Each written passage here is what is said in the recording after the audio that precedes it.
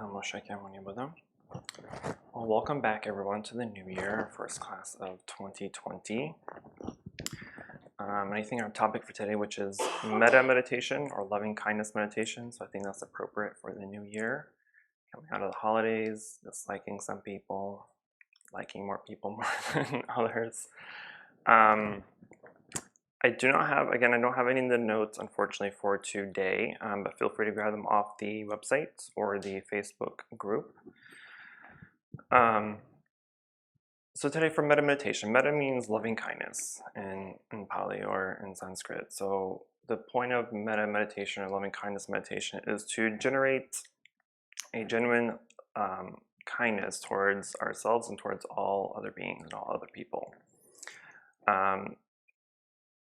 The wording changes, varies slightly from tradition to tradition, but generally what we recite during the meditation is, may I be happy, may I be well, may I be free from suffering, or any other kind of appropriate language. But we always start with ourselves, and we start with someone we love, then someone we are neutral about or just an acquaintance with, and then with someone we dislike, then of course to all sentient beings. So doing this is supposed to help us generate kindness towards all people, right? And it's supposed to kind of soften our minds and soften our hearts, because sometimes we interact with people where we either get annoyed or we just don't understand them or we don't want to speak with them or whatever it may be. But practicing loving kindness correctly and mindfully will really help us open up to all people, and it'll help us kind of put ourselves in their shoes and realize if they're going through something, because everyone has a story, right? We may not know people's stories, so we can't just assume that they're just a-holes or they're just not nice people. We just have to accept that maybe they're going through a hard time, or maybe they're going through something, maybe there's a death, or maybe there's an illness, or maybe there's something, right? One of the easier ways we can practice this is during driving, right? I'm guilty of minor road rage, but if I were on the highway and someone cuts me off, or someone's just doing something recklessly, I think most of us, our first thought is, what are you doing? Or just to cuss them out, or just be annoyed, right? Because they cut you off or whatever it may be. But if you kind of stop and think and take a few deep breaths, maybe they're rushing to the hospital because someone's at the hospital. Maybe they're rushing to get somewhere, or something happened, right? We can't just assume they're horrible people that want to kill everyone on the highway. We have to kind of assume the worst in a way, and then just accept kind of what happened and move on, right? Because you don't want their reckless driving to cause you to have reckless driving, to speed up and try to gain revenge, right? So by practicing metta or loving kindness, we take that in and we accept it, and we acknowledge that they too are living beings. They too have a backstory, or they have family and friends and are loved and love. So we have to kind of just be mindful and remind ourselves of that. So that's where the loving kindness meditation comes in. And after a while, it should soften you up, and kind of just accept things a little bit more mindfully without having to kind of remind yourself, I need to be nice, right? It kind of just happens. But it takes practice, because we unfortunately live in a society where we have enemies or people we dislike, right? Either at work or friends or family. So it's kind of hard to get away 100%. But if we are diligent with our practice and we practice with mindfulness and with genuine practice, it'll definitely help you in the long run, right? It doesn't work overnight, just like everything else we do, but it will hopefully cause you to be just a little bit more open-minded and a little bit more mindful of what you're doing, what you're saying, who you're with, and paying attention, a little bit more attention to your surroundings. So getting into it, once you get the notes off the website or the group, again, we always start the meditation with ourselves, right? we don't start because we're selfish or we think we're better, but we always want to start with yourself because you have to be in a position where you're able to help other people, right? Just like if you're on a plane and something were happening, the oxygen masks fall, right? They always tell you to put yours on first in order to help other people. Because if you just assume someone else is going to help you and you pass out and no one helps you, then everyone's passed out and no one's helping nobody, right? But if you're able to put your mask on and you help yourself, you're helping the children, you're helping other people around you that may not have enough time or the capability to put their mask on. So it's always important to kind of start with yourself and then kind of move on. So in the notes, there are some recitations where it's like 10 different lists, right? But I only have 4. So you start with, may I be happy, may I be safe, may I be healthy, and may my mind be at ease. So that's what I'm sorry, I don't have a printout for you, but that's the recitation that we'll be doing today mentally during our meditation in a bit. So again, it's may I be happy, may I be safe, may I be healthy, may my mind be at ease. So you start with yourself. I would recommend at least reciting that at least 3 times or more, depending just, however many times you want to do it, but at least 3 times. And then next you start with someone that you care about or someone you love. So this can be a parent, this can be a significant other or children, someone that you really truly care about, right? So you kind of repeat the same process. May you or they be happy, may you be safe, may you be healthy, may your mind be at ease. Again, you're reciting this at least 3 times or more. And then you're going to focus your attention on someone neutral. So this can be a neighbor, or it could be a coworker, or it could be the grocer or the mailman. Someone neutral, someone that you neither like or dislike. They're just kind of a stranger, right? They're an acquaintance. And you repeat the same process. May they be healthy, may they be happy, may they be safe, may they be healthy, may their mind be at ease. Next, we focus on someone that we dislike, right? So hopefully we don't hate anyone. But if you do have a nemesis, you can always add them to the list. If we all have jobs or go to school, I'm sure there's someone that we may not care, that we may not care about so much, so we can use them as an example, or anybody else that you may just have discomfort or dislike with. Because even though we may not like them, they are still living beings and they still have the capacity to understand and to love, even though we may not think they do. But you still want to treat them as equal, right? There's a big Buddhist practice of the 4 measurables, right? And one of them, the last one, is equanimity. So it's treating everybody with equality, right? Regardless of who they are, what they are. It doesn't matter about their age, about their race, about their sex or religion or anything like that, right? It's just they are living beings the same way that we are living beings, that we should treat them the way that we want to be treated. So it doesn't matter what they've done, it doesn't matter who they are. They are still people, and we have to treat them like people. And then lastly, after we focus on our nemesis, we're going to focus on all living beings. So this includes everybody else, and it includes all living creatures. So it includes the animals, the ecosystem itself, if even, right? And just going to repeat the same phrase. May you be happy, may you be safe, may you be healthy, may your mind be at ease, right? And you kind of want to just repeat this whole process. So again, if you're doing it 3 times or more, then you kind of just go through the cycle. And then when you repeat the cycle, you start with yourself again. And when you go to someone you love, dislike, and all living beings, you can switch to get a handful of people in mind, hopefully. But this is something that you don't have to do just sitting, right? For me, when I did have a minor road rage problem, that if I did do something that wasn't very monkly of me, I would recite the Metta recitation. Or if I did something that wasn't necessarily kind, or said something that wasn't kind, or thought something, right? If I had a moment where I would think I would have to repent, then I would recite the Metta phrase, because it kind of puts you back in your mindset of of being kind, of being compassionate, and being joyous to all living beings and treating them with equanimity. So it can be anytime and everywhere and anywhere, right? It doesn't have to be at sitting. So you can do it in the car, which I do a lot. Or it can just be while you're walking, or if you're interacting, especially if you're interacting or having to be in a group with someone that you may not like or just are uncomfortable with. You can just mentally recite that, and to just kind of help you put yourself in the mindset of just being open, right? You're not closing yourself up. You're not thinking negative thoughts or anything that may kind of cause mental discomfort.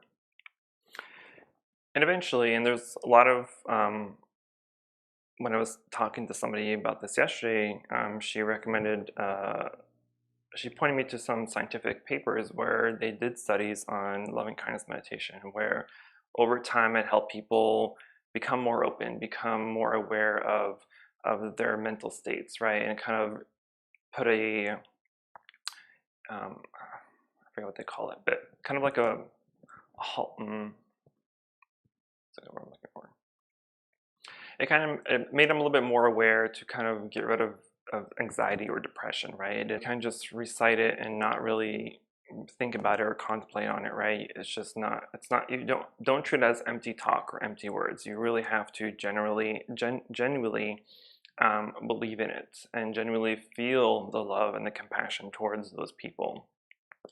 Sometimes it'll be harder than others, but that's why it's a practice, right? Practice makes perfect, and you do have to do it a little bit more routinely or mindfully, at least, when you're out and about, right? Any opportunity is an opportunity for meditation or being mindful, right? When you're walking, when you're sitting, if you're driving, even if you're working, right? If you're working, you're being mindful of your work, right? That's a form of meditation as well. But the opportunity of you doing nothing, in a sense, is an opportunity for you to practice loving kindness, or at least the metta phrases, right, or the recitation, or just being present and being mindful, right? Because if you think that meditation or mindfulness is just when you're sitting or during walking meditation, then you're not getting the full benefit of it, right? Because we'll teach you that meditation is anything that you do, any routine that you do on a basis, right? Like taking a shower, brushing your teeth, or getting ready for work or school. All these are forms of mindfulness practices. It can be a form of mindfulness practices, right? Sometimes we do things so routinely that the whole day is gone and we have no idea how we even got up in the morning, right? But if you take the opportunity to be mindful and to be present and kind of just make mental notes or mental notes of what you're doing. So when you wake up, you can mentally say, I'm waking up, I'm getting out of bed, I'm turning off the alarm, I'm walking to the kitchen or to the bathroom, right? It's a lot, but it helps you be mindful and be present and kind of lets you be aware of what you're doing. Because, how many times do we just go to work and we're like, I don't even remember driving here, right? Because it's such a routine habit that we kind of just do it on autopilot. But if you kind of walk yourself through these mental notations throughout the day, it really helps you be focused and be present, and kind of allows you to enjoy what you're doing, right? Because sometimes if you're walking out, today's a beautiful day, right? But if we just rush in here or rushing out and not really paying attention to our surroundings, we can miss out on the gorgeous sunshine or the nice breeze or the birds chirping or whatever it may be, right? We're missing out on the beauty of our surroundings if we're just walking. But if you walk mindfully and you take a look and you open up your eyes and your ears, you can really enjoy your surroundings. So kind of try to make that a habit, because that way it really allows you to enjoy life a little bit more, and it may not seem so routine, right? So that is pretty much the basis of metta meditation. So again, in case you forgot the phrases, it's may I be happy, may I be safe, may I be healthy, may my mind be at ease. And then you just focus that on others. So may they or may you, right? Try to visualize that person in your mind when you're doing it, and and feeling open, even when it comes to the person that we dislike. So when you're doing it on yourself, you can either imagine or visualize yourself, or you can just be mindful of your breathing, right? So as you're breathing, because it's your breath, it's you. So you can focus on your breath when you're doing it on yourself. Otherwise, you can visualize the other people as you're reciting for them. But again, it's may I be happy, may I be safe, may I be healthy, may my mind be at ease. You can kind of just cut it down if you want even, right? You just say may I be happy, may they be free of suffering, or be healthy, right? You can really just plug in whatever word or phrase works best for you. But as long as it kind of falls under that general being nice and having that careness for them and for yourself, you'd be practicing metta meditation. So before we sit for our 30 minutes, do we have any questions, concerns, emotional outbursts? No? Okay. So we will sit for at least 30 minutes since we have time for one, since I talk a lot. So we'll sit. So stretch out, get comfortable, do what you need to do. If you haven't been to my previous classes where we talked about posture, it's a 7-point posture, but generally you just want to be able to sit comfortably. So if it's either cross legs, half lotus, full lotus, whatever may be, right?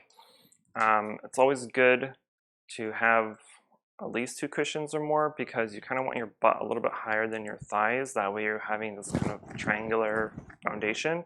It helps you sit a little bit more comfortably. You're not really swaying around too much or becoming uncomfortable. And then, of course, with your back straight, your shoulders kind of aligned to your hips. The way I like to practice where you can get your back as naturally straight as possible is pretty much just raising your arms as high as you can and just bringing them down. That's the most natural state of straightness you can have your back at. And then you want to kind of chin down just slightly, because you want to look at about a 45-degree angle. So you can either close your eyes completely if you know you won't fall asleep, or you can keep them slightly open just enough where you have enough light coming in, but you're not being distracted by things moving around or anything like that. Since we're reciting, it'll be easier for you to focus on that only, but if you do get distracted, or if you are hearing a noise or a sound or a smell, whatever it may be, just make a quick mental note, right? So if you hear someone walking, you can just say walking, or a door opening, just say door, or dog, if they're barking, whatever it may be, right? Just make a quick mental note of it and just let it pass. Don't entertain those thoughts, right? That's why when we do metta, or when we do chanting meditation, it's easier, because you're saying something, right? You have a focus. But even with that, we can still get distracted sometimes. So don't run after those distractions or those thoughts. Don't entertain them. Just make a mental note and kind of move on and go back to your recitation. So legs straight, back straight, shoulders back. Don't clench your jaw. What you can do is kind of rest your tongue on the roof of your mouth with your teeth slightly open, right? Traditionally, it's said to have your teeth or mouth open just enough where you can fit in a grain of rice, right? So you don't want to clench your teeth. Just set your tongue at the roof of your mouth.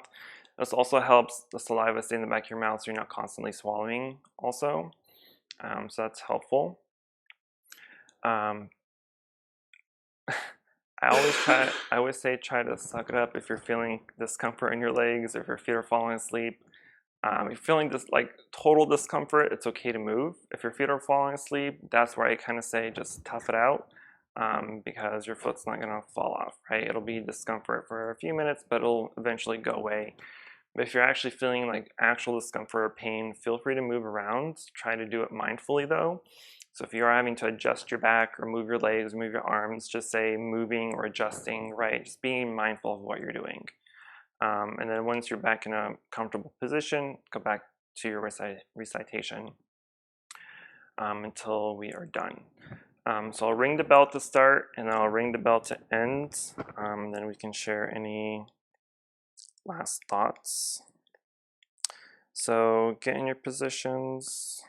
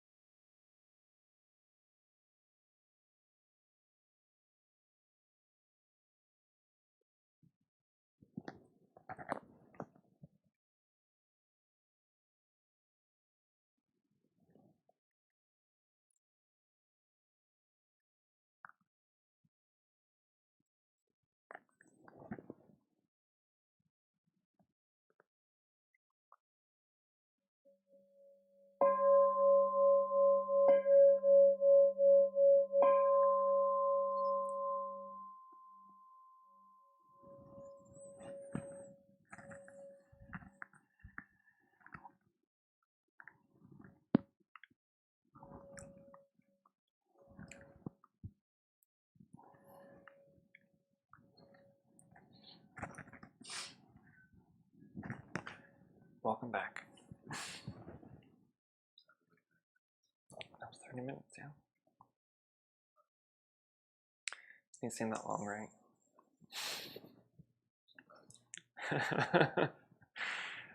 Maybe. Focused on your agony. Right. It seems like forever, but once you let that go, right. All of a sudden it's not just a few minutes. It just seemed tougher for some people than others when you focus on them, on your frenemies, nemesis, right? Nemesis. For me, at least, as you go through the cycle of people, and sometime down the line, it'll take you a while to think of someone because you kind of sit there and be like, I don't really dislike anyone or hate people. So hopefully that's the case somewhere down the line. After my second cycle, I'm like, I can't think of anybody. And even when I had to think of someone, I'm like, I really don't necessarily hate them or dislike them. I just be okay not be around them, you know? Which is the next thing, right? I think the teacher says, think about someone who has not been nice to you. I think that's a good way of just thinking back. Right. In the past few days, someone has been not nice to you. Right. Find that person. Yeah, so, but hopefully as we go on, right, and we start doing this more often, and you hopefully recite it with genuine kindness, then somewhere down the line you'll just kind of see everyone in the same light, right? In Buddhist thought, everyone's interconnected, right? We're all interconnected in past 7 generations. So in the past life, one of you could have been my mother or father or sister or best friend or whatever, right? So if you were to have loved your parents, your siblings, like family, why wouldn't you love this other person the same way, right? Especially if you're interconnected in some way, shape, or form in a past life or present life. So that's how we kind of think of it in Buddhist thought, right? If we're all interconnected, all interrelated, why do I dislike this person or that person, right? If they're as equal to my parents or to my family that we hopefully don't like, or I'm sorry, hopefully like and love, then then why would we think differently on this stranger or this person, right? But over time, if you do continue to practice this genuinely and mindfully, then it becomes much easier to kind of let things go when someone says or does something that's unkind, right? Especially in a road rage situation. But especially in a workplace, I think for most, that's probably the easiest place to find the most disliked people. Especially if to work around them often, right? I think that's probably the number one spot. Exactly, because you can't avoid them. And one practice of kind of letting go in Buddhism is to try to avoid those people, right? But if you can't avoid them, then you have to at least be mindful of the presence and be mindful that they're gonna be there, so you're gonna have to deal with it in a way. But of course, that's easier said than done. And there's many ways to kind of get over this hump of dislike or hatred towards people, and it takes time, obviously. But the metta practice or the mindfulness practice will help you hopefully anchor your mind and help you be mindful of kindness and compassion versus this person did me bad in the past or whatever, right? Because you can't change the past, right? So if someone did kind of backstab you, there's really nothing you can do about it except acknowledge it, accept it, and move on, right? In my experience, when someone has been unkind to me or is just kind of an unkind person in general, then the best thing you can do is just to show compassion, to show kindness to them. because after a while they may not notice it at first, that you're just kind of taking what they're giving to you and you're being nice, right? You're not retaliating with negativity or sarcasm like me. But when you kind of give back kindness and show compassion, they may not see it at first, but over time they'll kind of notice and be like, why aren't they kind of coming back at me, right? Like other people would. And hopefully, at least in my experience, and that kind of slightly changes their mindset. So maybe they kind of like have an aha moment or have like a short spark of enlightenment where they're like, you know what? I've noticed I've said these things or done these things, and they've done the complete opposite, right? Because what infuriates a lot of people is when you do say something bad or do something bad, they expect the same in return, right? And so when you don't do that, it kind of makes them think, hopefully, eventually. And after a while, they'll maybe change. I've only had a few instances, a few experiences where that's happened, but the most time, when you're a grown adult, you're kind of already in your habit of things, so it's hard to change. Um, but I have had some successful experiences where that person has changed over time. I'm not saying that was my doing, but I would think I would think in my experience the way that they treated me or interacted with me was different than what they had been doing in the past. So whether it was my doing or not, that's not the point. But the point is that they've changed and hopefully they see the change. Um, but you have to be kind of the initiator in a way. Okay, so I'll stop talking. Any questions, last minute questions, concerns, and experiences you want to share, whether with for meditation today or in the past or future? If you can foretell it.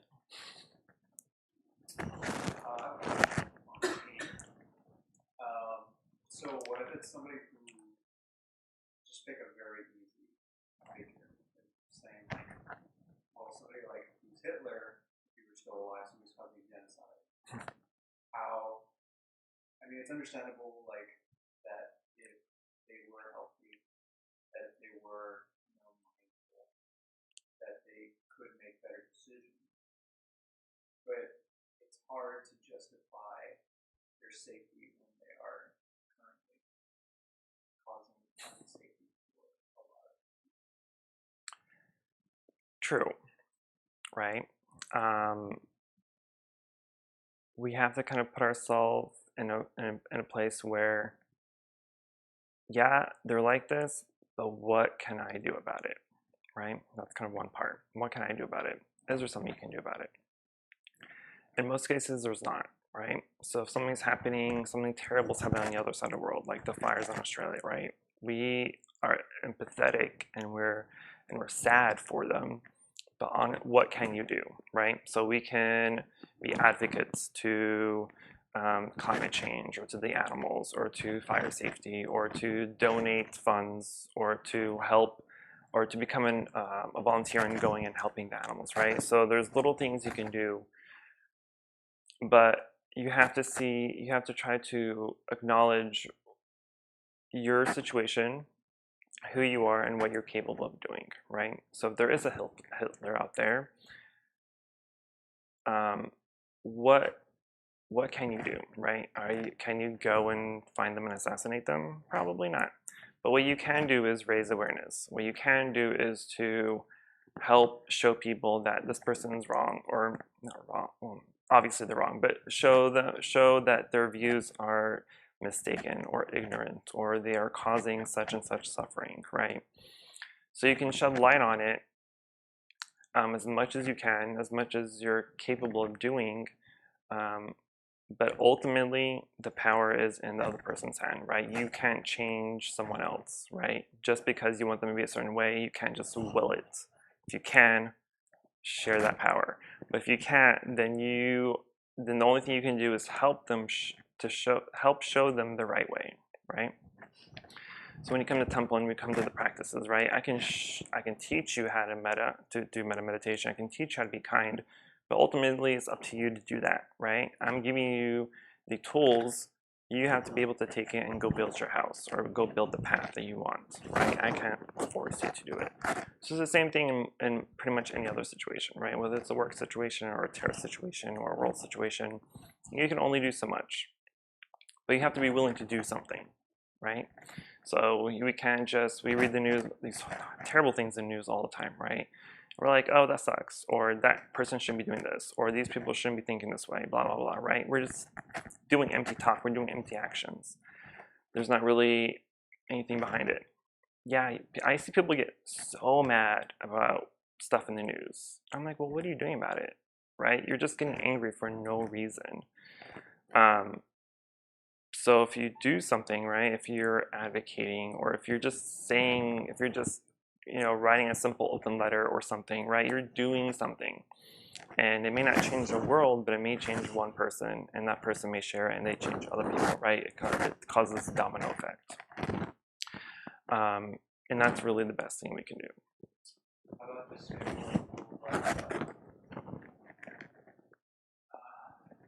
How about just I can justify having the thoughts of wanting them to be healthier things, but I'm having a hard time justifying this. You know what I mean? Because it's still out of a negative thought. Personally, it's a negative thought of well, if they're gone, then the problem's gone. But right. It's kind of hard to go. I'm just trying to get enlightened on the way to be okay with their existence. So there's a lot of heavy philosophy in Buddhism, right? One of them is the philosophy or the teaching of emptiness or no self, right? So part of that is taking away what you think this person is, and then just kind of showing their true personality, right? So if I take Leon's personality out of Leon's body, Leon's still a human being. He's still a being that thinks and loves and wants to be loved, right? Regardless of his actions or who he is or what he's doing. So when you were doing metta, you kind of have to do that in a way, right? Yes, they're maybe not a good person, but they are still capable of loving, and they're still wanting to be loved, and they're still capable of thinking correctly. Sure, they may not be doing it, but there's a capacity to do that. So when we're doing metta, yes, it's in your own mind. It's not like a magic spell where you're casting, making them do things, but we at least want to give them the benefit of the doubt that they are capable of doing good things, even though they're not. So sure, if they were to not exist, it would be better for the world, but at the same time, they are still a human being. And we don't want to wish ill will or death upon them, right? Even though it may be the best option. But here I'm giving you a teaching, right? I'm the monk. I'm just a normal person trying to teach things I know, right? But outside of that, I may have a different characteristic or different personality that you don't see, right? So what you see now, you either like it or you don't like it, or you feel neutral about it. But if you see me in a different light, you may like it and not like it, or see me in a neutral reality, right? So we have different aspects of what we see. And what we see in the media, which is why I don't look at the media, but they are giving us their image of certain people or certain situations, right? Which may not be correct or may not be the full story. We are just seeing what they're telling us or what they want us to see, right? I know Leon because I have this mental idea of how Leon is. But Leon can be a total a-hole and I wouldn't know it, right? Because he's not showing me those colors. So that's why when we try to do metta and contemplate compassion and all this other stuff is because we want to give people the benefit of the doubt that they are capable. So I can list dozens of people that the world would be better without them. Right, because your judgment may not be correct. Your judgment is not correct, right? We can't see people's true nature, right? We're not enlightened people. We can't see what they truly are. And that's the whole point of our practice, is to take out what we think of these people to see their true being, right? One of the most example I give on the concept of emptiness is a flower, right? We see flower and we've given it a name. We've called it a rose or a jasmine or whatever, right? We did that. It didn't call itself a rose or a jasmine. We did that. We give it the color red or the color white or whatever color it is, right? We created the name, we created the color, we created us giving it to it, right? But that doesn't mean the flower, that doesn't mean that's what it is, truly is, right? That's what we created the concept. But in reality, what is the flower, right? It didn't just pop up out of nowhere. The flower is the sun, it's the rain, it's the earth, it's all the other elements that create this flower. And that is the flower, right? So that's how we are that's how we should see people, as they're not an evil person. They have characteristics and elements that make them an evil person, but that's not who they truly are. And it's hard to do that mindfully and to want to do that sometimes on certain people, but it helps us get rid of the judgments and get rid of all these bullet points that we think make that person who they are. Does that make sense? I'm sorry. Which is why we notice all those things, because we are who we are. Right. We experience ourselves, right? Right. And we have biases and judgments. So we notice that. Right. Go through all that, then we can assume the other person is probably going through something very similar, feeling very similar. That makes us want to be. Right. Yeah, it's fine. I add to that, like, we see other people evil, we are not different than that. Because, like, we have all life, we are creating them evil. So we are not different than them. Right. Because we all have elements of evil within ourselves, right? We are capable of doing evil things, but we choose not to, right? Hopefully. We have the ability to kind of suppress that and do good, right? Other people may not have as strong as a will, and so they allow their negativity to take over and they do the bad things because they don't have the mental willpower or the desire to not do the bad things. So we're all the same. We just choose differently.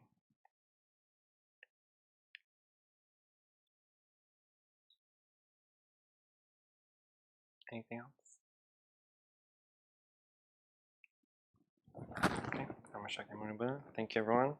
The next class will be the 25th. It may or may not. So just check back on the website or on Facebook to see if I will still do the class the day after. Because I'm pretty sure we'll be tired. I'll be tired because I'll be up all night. But keep an eye on that. If not, then our next class will be in February. Thank you, guys.